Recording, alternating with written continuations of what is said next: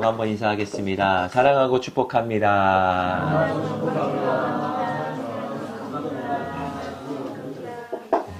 오늘도 주님을 사모하셔서 오신 우리 모든 분들을 주의 이름으로 환영하고 또 축복합니다. 제가 목회를 하면서 늘 고민했던 것이 목회는 무엇이며 또 목회를 어떻게 해야 되는 것인가 라는 고민을 정말 많이 했습니다. 그러면서 목회할 때마다 그래서 하나님께 하나님 목회를 어떻게 해야 되는 겁니까? 라고 기도했을 때 하나님께서 매번 똑같은 감동을 주신 말씀은 무엇이냐면 영혼 구원이다 라는 감동이었습니다. 아, 목회가 영혼 구원이구나 라는 생각이 들었습니다. 교회를 오래 다닌 장로님이 임종시에 저 하늘을 가리키면서 저 좁은 문이 보여? 저 문이 너무 좁아서 내가 들어갈 수가 없어. 저 좁은 문에 내가 어떻게 들어가지? 라고 한탄하시면서 소천하시는 분이 있었답니다. 또 어떤 분은 임종을 앞두고서 어떤 시커먼 게 자기를 데리러 왔다고. 나 어디로 가는 거냐? 저 시커먼 게 날 데리러 왔는데 나 좀 살려줘라. 나 안 가겠다. 나 좀 살려달라고 그렇게 평생 교회를 다녔는데 그렇게 부르짖으면서 소천하는 분이 있었다고 어떤 목사님이 자신의 경험을 이야기해 주는 것을 들었습니다. 자, 저와 여러분들이 예수님을 믿는 이유와 목적이 무엇입니까? 예수님이 이 땅에 오신 이유가 무엇입니까? 이 땅에서 우리가 잘 먹고 잘 살고 성공하고 기도 응답받고 뭐 축복받고 만사형통하라고 이 땅에 오신 겁니까? 성경에 그런 얘기가 단 한마디도 없습니다. 만약에 예수 믿고 복받고 축복받는 게 목적이라면 사실은 교회가 차고 넘쳐야 됩니다. 그러나 예수님이 이 땅에 오신 것은 저와 여러분들을 죄와 사망에서 구원해 주러 오셨다는 것을 믿으시게 주의 이름으로 축원합니다. 이게 틀리면 이 목적을 바르게 알지 못하면 우리는 잘못된 신앙의 길을 나도 모르게 걸어갈 수 있다라는 것입니다. 그런데 왜 예수님을 믿는다고 하면서도 평생을 교회 다녔는데 죽을 때 시커먼 것이 나를 찾으러 왔다. 나 안 가겠다. 안 죽겠다라고 그렇게 외치는 이유가 무엇입니까? 그것은 예수님이 누구신지 잘 모르는 것과 예수님을 믿는다는 게 무엇인지 잘 모르기 때문이라는 것입니다. 여러분, 예수님을 믿는다는 것은 회개하고 예수님을 따라가는 겁니다. 그러니까 종교적으로 열심히 무엇인가 하는 게 아니라 예수를 따라가는 삶이 예수님을 믿는 것입니다. 자, 내가 주인 됐던 삶을 회개하고 예수님이 나의 주인이 되셔서 이제는 나의 삶의 방식을 버리고 예수님 중심으로 살아가는 것이 구원받은 사람들, 그게 바로 신앙생활을 한다는 것입니다. 그래서 예수님이 어디로 인도하든지 따라가는 자가 되는 것, 그것이 바로 예수를 믿는 자의 삶인 것입니다. 그래서 예수님을 믿는다고 하는데 내가 예수님의 말씀과 무관하게 내 마음대로 산다면 내가 예수님을 믿는다고 착각하며 살아갈 수도 있다는 겁니다. 자, 요한복음 10장 27절 보시면 내 양은 내 음성을 들으며 나는 그들을 알며 그들은 나를 따르니라 이렇게 말씀하셨습니다. 그래서 예수님의 음성을 듣고 주님을 따라 순종하는 삶을 사는 게 예수님을 믿는 삶이다 라는 겁니다. 그래서 우리는 먼저 예수님이 누구신지 바르게 알고 믿는 것이 참 중요합니다. 왜냐하면 이 길만이 생명의 길이기 때문인 것입니다. 자, 많은 사람들은 예수님을 4대 성인 중에 한 사람이라고 말하고 있습니다. 그리고 예수님을 배척한 유대인들은 예수님을 목수의 아들로 여겨서 배척했습니다. 그러나 하나님의 계시를 받은 세례 요한은 요한복음 1장 29절에 보라, 세상 죄를 지고 가는 하나님의 어린 양이로다 라고 예수 그리스도에 대해서 증언하고 있었다라는 것입니다. 그래서 진짜 예수님을 믿고 구원받은 사람이라면 예수님은 하나님의 아들이시오 나의 구세주시오 나의 죄를 위해서 십자가에 못 박혀 죽으신 분이라는 것을 확실하게 믿게 된다라는 것입니다. 어느 부부가 결혼한 후에 10년 동안 아이를 갖지 못했다고 합니다. 그래서 아이를 갖기 위해서 좋다는 것은 다 해봤는데 결국 아이를 갖지 못했는데 주변 사람들의 권유로 야, 교회 가봐. 하나님은 못하는 게 없어.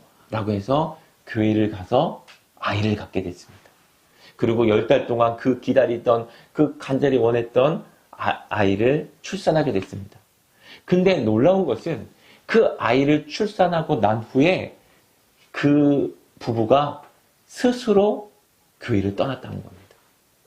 왜 그랬냐면 예수님이 자신의 그 소원, 자신의 기도의 응답에만 응답하시는 예수님으로 생각했기 때문에 더 이상 교회 다닐 이유, 그리고 예수 믿을 이유가 없어졌기 때문이라는 것입니다.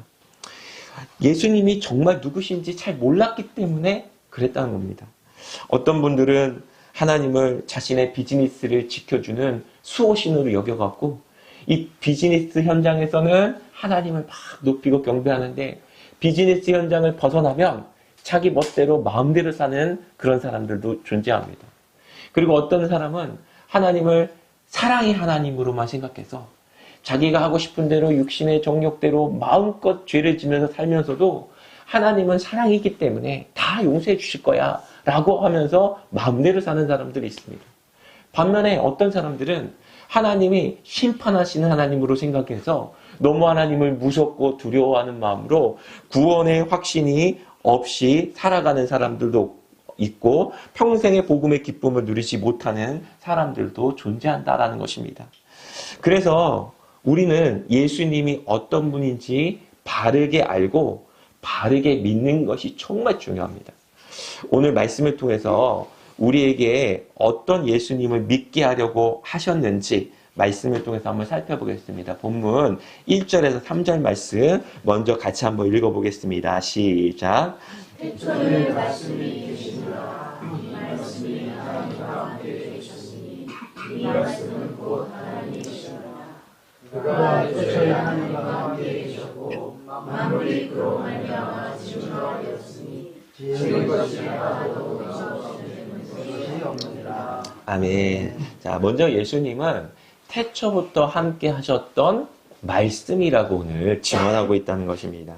여기 태초는 이 시작이라는 의미인데 하나님의 그 근본적인 시작을 의미하는 것입니다. 그래서 그 시작에 하나님이 말씀과 함께 있었다랍니다. 근데 이 말씀이 2절에 보면 그라고 번역됩니다. 이 3인칭 대명사로 표현하고 있는데 3절에 보면 그가 만물이 그로 말미암아 지은 바 되었다. 그래서 어떤 인격체로 다시 바꾸어집니다. 자, 하나님께서 세상을 무엇으로 만드셨습니까? 말씀으로 만드셨습니다. 빛이 있으라. 그러니까 빛이 무에서 유로 창조된 것입니다. 이 창조적 능력 있는 그 말씀이 하나님이시기 때문에 그대로 됐다는 것입니다. 그런데 이 하나님의 말씀이 인격체로 됐는데 요한복음 1장 14절에 말씀이 육신이 되어 우리 가운데 거하심에 우리가 그의 영광을 보니 아버지의 독생자의 영광이요 은혜와 진리가 충만하더라 라고 말씀하셨습니다. 그래서 예수님은 말씀 자체이시고 하나님이신데 사람의 몸을 입고 이 땅에 오셨다는 것입니다. 그래서 이 땅에서 예수님의 말씀을 믿는 자는 예수님을 믿는 자요. 예수님을 믿는 자는 하나님을 믿는 것입니다. 그래서 예수님을 영접한 자는 하나님을 영접하여 구원에 이르게 된다는 것입니다. 자, 반대로 이 말씀을 무시하면 하나님을 무시하게 되는 것입니다. 자, 말씀을 버리면 하나님을 버리는 것과 같다라는 것입니다. 여러분, 하나님께서 아담과 하와를 지으시고 동산 중앙에 있는 열매는 따먹지 말라. 먹는 날에는 반드시 죽으리라고 말씀을 주셨습니다. 그런데 그들이 그 말씀을 믿고 말씀 안에 거할 때는 말씀이 하나님이니까 하나님 안에 거하는 겁니다. 그러니까 하나님의 절대적인 보호와 하나님의 생명 속에 살아갔는데 그들이 마귀가 주는 그 미혹을 봤을 때 먹어도 죽지 않아. 네 눈이 밝아져 하나님처럼 될 거야. 라는 그 얘기를 들었을 때에 말씀을 벗어나 다른 것들을 미우게 되어버립니다. 그때 말씀을 버렸을 때 그들에게 결국 돌아온 건 무엇입니까? 사망과 어둠과 혼돈과 무질서가 다가오게 된 것입니다. 그게 바로 말씀을 버리게 된 것에 문제가 됐다라는 것입니다. 그래서 말씀을 믿지 않는 것이 죄이고 또 말씀을 믿지 아니함으로 버린 것이 가장 큰 죄다라는 것입니다. 사무엘상 15장 23절에 이렇게 말씀하셨습니다. 자, 이는 거역하는 것이 점치는 죄와 같고 완고한 것은 사신 우상에게 절하는 죄와 같음이라. 왕이 여호와의 말씀을 버렸으므로 여호와께서도 왕을 버려 왕이 되지 못하게 하셨나이다 라고 말씀하십니다. 자, 하나님은 우리에게 말씀하시는 하나님이십니다. 지금도 오늘 이 본문을 통해서 우리 모두에게 말씀하시는 겁니다. 그래서 이 보이지 않는 하나님을 우리가 만나는 방법은 말씀을 믿는 믿음으로 주님을 영접할 수 있게 되는 것입니다. 자, 하나님은 말씀이기 때문에 우리가 예수님을 만날 수 있는 방법은 이 말씀을 통해서 만날 수 있는 것입니다. 그래서 여러분, 말씀이 들려와야 그 영혼이 사는 것입니다. 여러분, 말씀이 들려오지 않으면 백날 교회를 다녀도 그 영혼이 거듭나지 않습니다. 말씀이 내 마음 가운데 믿어지고 부딪혀오면 내 죄가 드러나고 말씀 앞에 회개하게 되고 거듭나게 되어진다는 것입니다. 여러분, 하나님의 사람 다윗은 자신의 충신인 우리아의 아내를 간음해버립니다. 그리고 간음하고 바세바가 아이를 갖게 됩니다. 그 소식을 알게 돼서 완전 범죄를 꾸미려고 이 우리아를 최전방에 가서 죽게 만듭니다. 그래서 그 충신을 죽게 하니까 이제는 그 누구도 뭐라고 할 수 없을 정도로 합법적으로 그 미망이 된 바세바를 자기 궁전에 불러서 자기 아내로 삼습니다. 그리고 자기의 계획이 완전 범죄가 되었다라고 생각하고 살았습니다. 그 아이가 출산하기까지 그 10개월 동안 그는 여전히 하나님 앞에 제사를 지냈고 봉헌을 했고 하나님 앞에 찬양을 하면서 날마다 기도하는 삶을 살았습니다. 그가 종교적으로 안 한 게 하나도 없습니다. 똑같이 했습니다. 근데 그의 죄는 여전히 숨겨져 있었다는 것입니다.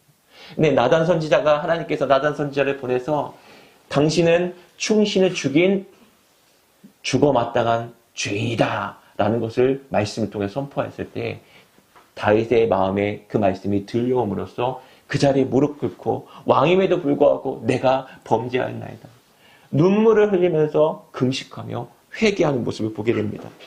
그래서 말씀이 들려와야 우리가 회개하고 거듭나고 거룩하게 살 수 있고 또 하나님 뜻대로 살아갈 수 있는 것입니다.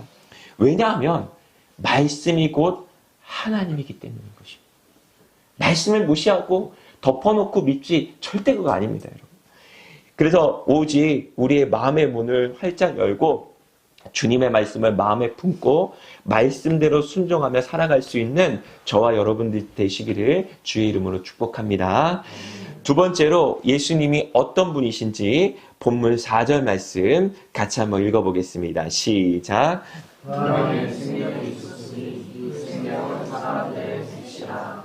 아멘. 자, 예수님은 생명이라고 오늘 증언하고 있습니다. 여러분, 생명의 특징이 무엇입니까? 살아있는 겁니다. 자, 이 땅에 우리 동물도 식물도 곤충도 기어가는 이렇게 바퀴벌레도 다 생명이 있어서 이렇게 살아가는 거 아니겠습니까? 그러나 이 예수님 안에 있는 생명은 어떤 의미냐면 영원한 생명을 의미하는 것입니다. 자, 이 영원한 생명이 예수님 안에 있어서 누구든지 예수님을 영접하면 그 영원한 생명이 우리 안에 거하게 돼서 예수님의 생명력 안에서 삶을 살아갈 수 있게 되어진다는 것입니다. 제가 위니펙에 살다 왔잖아요. 위니펙 겨울은 영하 30도 이하로 내려갈 때가 많이 있습니다. 근데 거기 겨울이 되면 나뭇가지가 하나도 없습니다. 디자인에 계신 분들도 아실 거예요. 비슷하니까. 우리 참고 사진 한번 보여줄까요? 저건 제가 예전에 교회 주차장에서 촬영한 사진인데요. 저렇게 나무들이 영하 30도 추위 속에서 겨울을 지나게 됩니다. 정말 앙상한 가지만 남게 돼요. 그 죽은 것처럼 보여요. 너무 쌍막해 보이기도 하고. 근데 따뜻한 여름이 오면요. 언제 그랬냐는 듯이 푸른 잎사귀가 쫙 이렇게 피게 됩니다. 겨울에는 죽은 것처럼 보이지만 그 안에 생명이 있었기 때문에 여름에는 푸른 잎사귀가 나오게 되는 것입니다. 근데 여름에도 푸른 잎사귀가 안 나오는 나무들이 있었어요. 알고 보니까 죽은 나무였습니다. 죽은 나무는 여름이 돼도 이게 잎사귀가 나오지 않다라는 것입니다.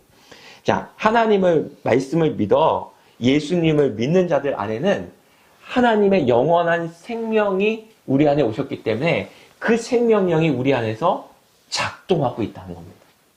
그래서 예수님을 진심으로 모시면 과거에 좋았던 죄를 사랑했던 그 마음들이 바뀌어지고 죄가 싫어집니다. 나쁜 말 했던, 막말했던 내 입술이 싫어집니다. 그래서 교회 나오기 전에 담배 피지 마라, 술 먹지 마라, 욕하지 마라 이런 말 할 거 없습니다. 그냥 예수님의 생명이 우리 안에 오면 그 생명력이 우리를 변화시키기 때문인 것입니다. 그래서 이 예수님의 생명력이 우리의 죄를 가운데 있어서 우리를 새롭게 하시고 그 생명력이 우리 안에 들어오면 막을 수가 없게 된다는 것입니다. 여러분, 아이가 뱃속에서 잉태가 되면 처음에는 티가 안 나요. 그 여자들이 다 얼마든지 청바지도 입을 수 있어요. 근데 배가 점점 불러오면 어떡합니까? 막을 수가 없는 거예요. 이 안에서 아이가 생명이 자라고 있으니까 아무리 막으려고 하고 옷으로 가려도 막을 수가 없는 것입니다. 이와 같이 신앙생활은 내가 주체가 되어서 이 삶을 변화시키려고 노력하는 게 아니라 예수님의 말씀이 믿어지고 깨달아지고 예수님의 생명력이 내 안에 부어졌을 때 삶의 변화가 시작되어진다라는 것입니다. 여러분, 그래서 우리가 무엇인가 열심히 노력하는 것보다 더 중요한 게 먼저 해야 되는 게 뭐냐면 하나님의 말씀을 주야로 묵상하고 그 말씀이 내 마음 가운데 믿어지는 은혜를 간구해야 된다는 것입니다. 그러면 그 말씀이 운동력이 있어서 우리의 삶을 변화시키고 회개케 하시고 점점 거룩한 삶으로 사람들마다 정도의 차이는 있을 수 있지만 가장 중요한 것은 반드시 그 생명이 우리 안에 오시면 그 생명력은 우리에서 움직이고 열매를 맺어 간다는 것입니다. 반대로 신앙생활을 오래 해도 삶이 변하지 않는 것은 생명이신 예수님이 내 마음속에 오시지 않았기 때문인 것입니다.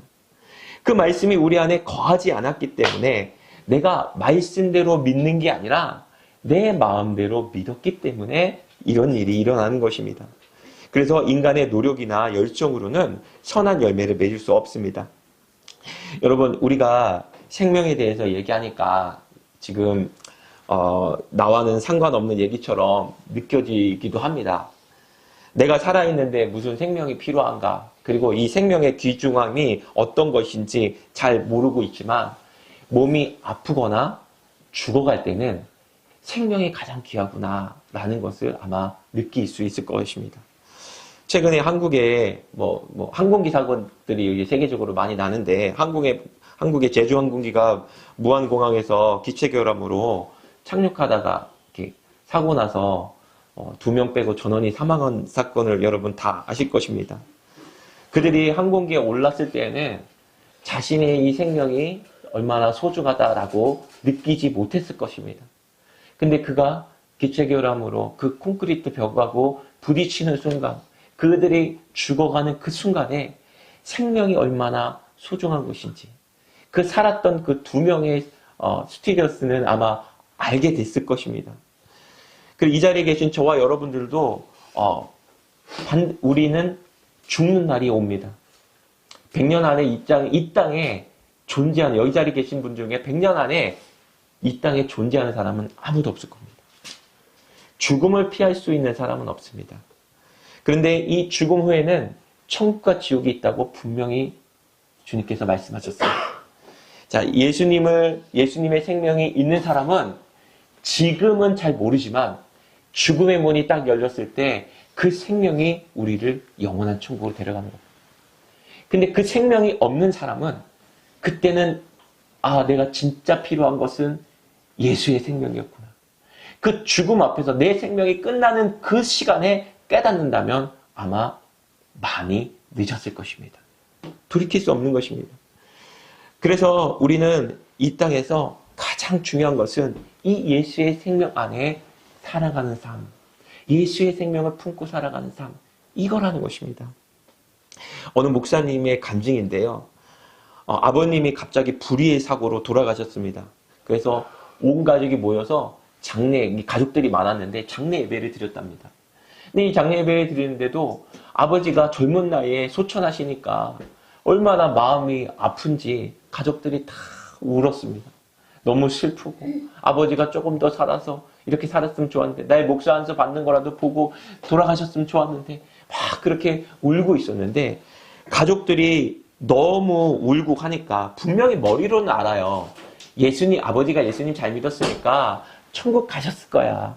행복한 곳에 계실 거야. 라는 생각은 들었지만 그냥 부모님을 떠나는 그 아픔이 있지 않습니까? 그래서 그렇게 슬퍼하고 울었는데 하나님께서 그 울고 있는 가족에게 특별한 은혜를 주셔서 그 자리에 있는 모든 형제들에게 영적인 눈을 열어줘서 아버지가 저 빛 가운데 예수님과 함께 있는 모습을 그냥 다 보여준 겁니다. 그래서 그 온 가족들이 예수님의 아버님의 구원받은 것을 확실하게 알게 돼갖고 그 구원의 기쁨으로 우리 눈물이 변하여 기쁨이 되고 기쁨으로 장례식을 보냈다라는 그 간증을 들어봤습니다. 여러분, 예수님의 생명이 눈에 보이지 않지만 그 생명은 우리의 삶을 변화시키고 나는 부활이요 생명이니 나를 믿는 자는 죽어도 살겠고 무릇 살아서 믿는 자는 영원히 죽지 아니하겠다라는 약속의 말씀대로 영원한 생명으로 인도를 받는 것입니다. 그래서 저와 여러분의 삶 속에서도 이 예수님의 생명 안에 거하는 저와 여러분 되시기를 주의 이름으로 축복합니다. 그리고 우리 세 번째로 예수님은 어떤 분이신지 본문 4절에서 5절 말씀 다시 한번 읽어보겠습니다. 시작. 생명이 있었으니 빛이 어둠에 비추되 어둠이 깨닫지 못하더라. 아멘. 자, 여러분, 밤이 되면 어둡습니다. 여러분, 밤이 왜 어둡죠? 맞아요. 밤이 어두운 이유는 밤이라서 어두운 게 아니라 빛이 없기 때문에 어두운 것입니다. 여러분, 우리가 죄를 사랑하고 반복해서 죄 가운데 살아간다면 우리에게 무엇인가 나의 의지가 약하거나 아니면 나의 뭔가 부족해서 내가 죄를 이기지 못하는 게 아니라 우리가 어둠 속에 살고 있기 때문에 분별이 안 돼서 죄 가운데 살아가는 겁니다. 그래서 우리가 죄를 짓고 살면서도 어둠 속에 있으니까 나름 괜찮은 사람이라고 생각하게 되는 겁니다. 저도 예수님을 모를 때는 나름 괜찮은 사람이라고 생각했습니다. 굉장히 나는 인간적이고 또 나이스하고 의리도 있고 정직하다고 스스로 생각하면서 나 정도면 괜찮은 사람이야 라고 생각하면서 살았는데 주님을 만나고 보니까 내가 진짜 쓰레기구나. 내가 속과 겉이 다른 거짓된 자구나. 사람들 앞에서는 괜찮은 척하지만 속으로 욕하는 아주 못된 거짓되고 가증한 사람이구나 라는 것을 제가 깨달았습니다.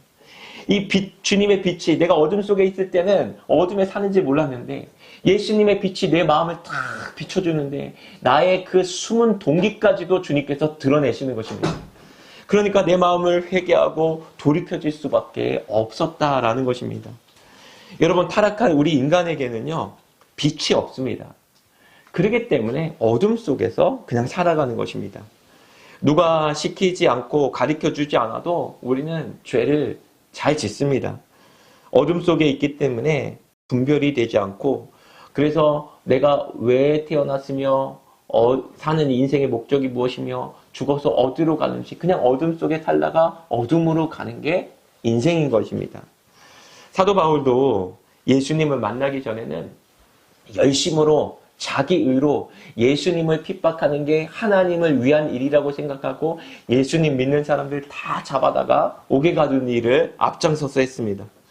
그러나 그가 다메섹 도상에서 빛 가운데 주님을 만납니다. 빛이 정오의 낮보다 더 강력한 빛이 그의 심령에, 그의 영혼에 비춰올 때 그가 말에서 떨어져 버리고 그리고 그의 눈이 멀어버렸다는 것입니다. 그래서 영적인 시력, 그 다음에 그의 육신의 눈이 멀고 영적인 시력이 빛으로 비춰져서 예수는 그리스도시고 우리의 구원자라는 것이 믿어지는 순간 그가 자신의 어둠의 일을 벗어버리고 빛의 잔으로 돌아오는 하나님의 사람이 되었다는 것을 알 수 있습니다. 그래서 우리 안에 빛이 없으면 분별이 되지 않아서 어둠의 일을 하게 되는 것입니다. 그 사람이 나보다 더 비인격적이고 나보다 더 비윤리적이라서 죄를 짓는 게 아니라 그 안에 빛이 없으니까 그렇게 사는 겁니다.